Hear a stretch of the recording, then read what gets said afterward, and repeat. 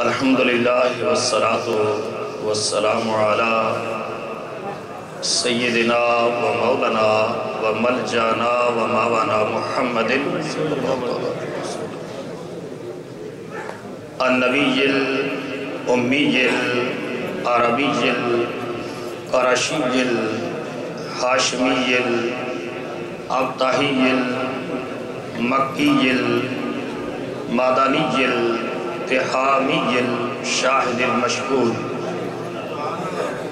الولی المقرب اما بعد فاعوذ باللہ من الشیطان الرجیم بسم اللہ الرحمن الرحیم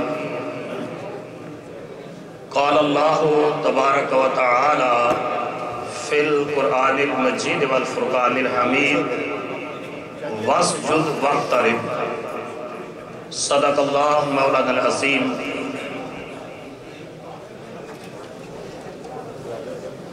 دارین کا سلطان حسین ابن علی ہے،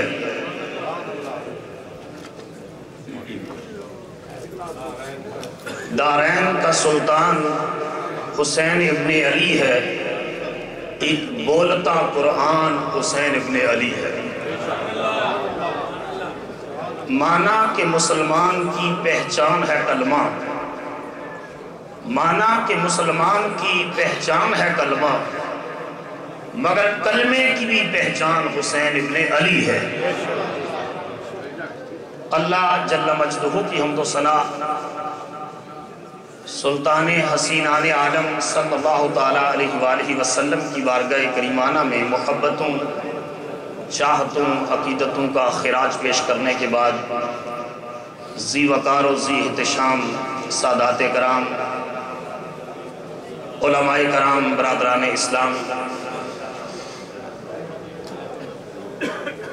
چونکہ انتظامی فیصلہ ہے، وگرنہ اتنے جلیل القدر علماء کے خطابات کے بعد ایک طفل مکتب کا خطاب کرنا سادات اور علماء کی موجودگی میں، مگر اس نیت اور ارادے سے کہ اللہ حسین کی غلامی نصیب فرمائے۔ سب سارے اونچا آمین کہیے۔ مختصر وقت میں سجدہ شبیری کے حوالے سے گفتگو کروں گا۔ جو کربلا میں امام حسین نے سجدہ کیا، اس سجدے کی عظمت کیا ہے؟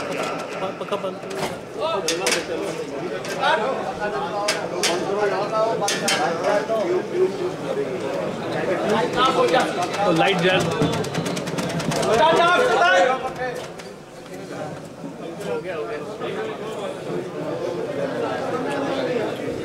تو حاضرین محترم، برادران اسلام، ایک بات کی وضاحت سن لیں۔ ابھی ایک نعرہ یہاں تھوڑی دیر پہلے لگا کہ شہدائے شہادت کانفرنس، یہ شہادت کانفرنس کے منتظمین ابھی زندہ ہیں۔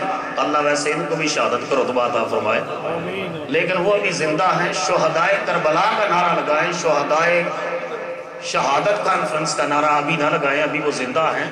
جب اللہ ان کو شہادت کا رتبہ بخشے گا پھر ان کے لیے شہادت کا نعرہ لگائیے۔ میں عرض کر رہا تھا کہ امام علی مقام رضی اللہ تعالیٰ کا مقام اور شان اتنی بلند ہے کہ اس دنیا میں ایک ایسا واقعہ بھی ہوا۔ امام حسین رضی اللہ تعالیٰ نے کربلا کی طرف رخت سفر مانگتے ہوئے مکہ مکرمہ سے کربلا جاتے ہوئے اپنے احباب کو ایک ایسا واقعہ بھی سنایا جس کا سن کر آپ کے رونگٹے کھڑے ہو جائیں گے۔ حقیقت میں تو اپنے احباب کو وہ اپنی ہی جھلک اور تصویر دکھانا چاہتے تھے، لیکن انہوں نے یہ اہمیت اجاگر کی کہ یہ دنیا جس کے بارے میں آقا کریم علیہ السلام نے فرمایا کہ مردار ہے اور اس کے چاہنے والے کتے ہیں، اور جس کے لیے رسول اللہ نے فرمایا کہ میں صرف اس دنیا میں جس طرح ایک مسافر کسی درخت کے نیچے تھوڑی دیر کے لیے آرام کے لیے ٹھہرتا ہے، یہ مومن کی زندگی ہے اس دنیا میں۔ امام علی مقام نے اپنے ساتھیوں کو یہ واقعہ سنایا اور ان کو یہ جرأت اور حوصلہ دینا چاہتے تھے۔ آپ نے فرمایا کہ آدم کے بیٹوں میں سے ہر شخص کے ذہن میں اگر اس نے گناہ نہیں بھی کیا تو اس کے ذہن میں گناہ کا خیال ضرور آیا، سوائے حضرت یحییٰ علیہ السلام کے کہ کہ یحییٰ علیہ السلام وہ برگزیدہ پیغمبر تھے، ساری زندگی جس کے ذہن میں گناہ کا خیال بھی نہیں آیا۔ آپ کا جب دور نبوت تھا، یحییٰ علیہ السلام کا ساری زندگی گناہ کا خیال ہی نہیں آیا۔ دور نبوت تھا تو اس دور کے حکمران نے ایک فاحشہ عورت کے ساتھ اپنے مراسم قائم کیے۔ پیغمبر کی ذمہ داری تھی کہ اس کے اوپر تنقید کرتے، اس کو روکتے۔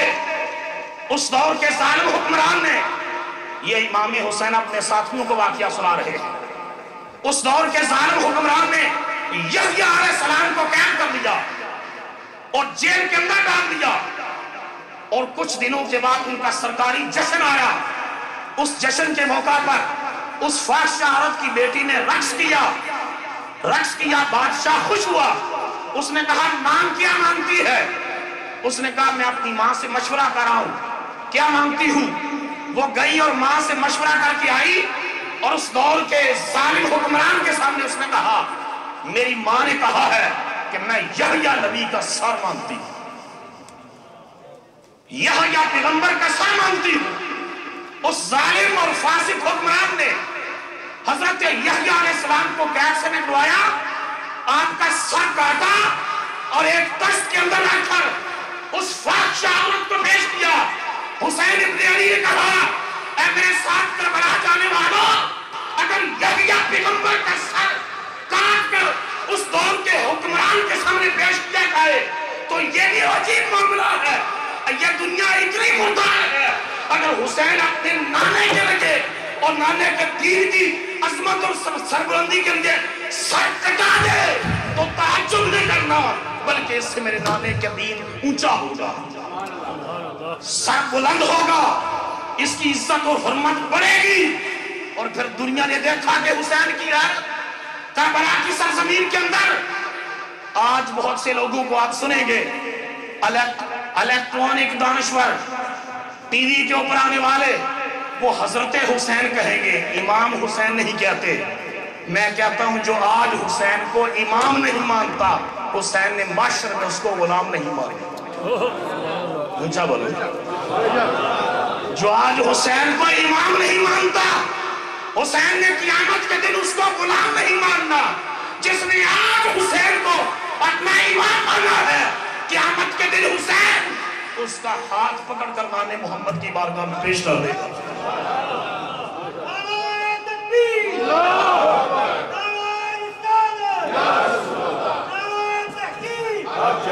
اور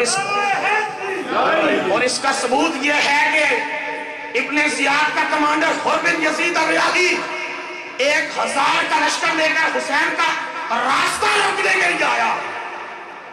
جب مذاکرات ہوئے، حضرت امام حسین کے قافلے سے مؤذن کو حکم دیا اذان پڑھو، نماز ظہر کا وقت آیا۔ حسین ابن علی نے کہا حر ہمارے ساتھ نماز پڑھے گا؟ کہا ہاں پڑھوں گا، میں تمہارے ہی نام محمد کا کلمہ پڑھتا ہوں۔ ظہر اور عصر کی نمازیں امام حسین کی قیادت اور امامت میں ادا کی، اور امام نماز میں کہتا ہے اہدنا الصراط المستقیم، اے اللہ ہمیں سیدھے راستے پر چلا۔ وہ حر جو یزیدی لشکر کی طرف سے آیا تھا، حسین کی نبو سے دعا نکلی، خدا نے اس کو جہنم سے نکال کر جنتی جوان بنا دیا۔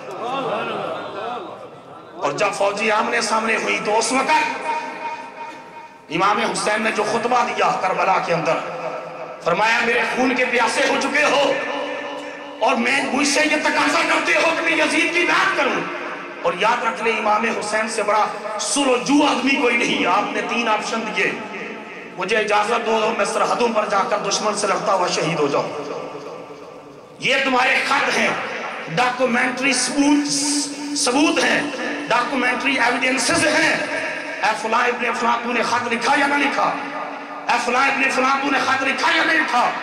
لیکن دنیا کی دولت و اقتدار نے ان کے دل پتھر کر دیا تھے، کسی کے اوپر اثر نہ ہوا، مگر حر بن یزید الریاحی کبھی عمر بن سعد کی طرف دیکھتا ہے اور کبھی حسین کی طرف دیکھتا ہے، اور پھر پوچھا ابن سعد کیا ابھی تو حسین سے جنگ کرے گا؟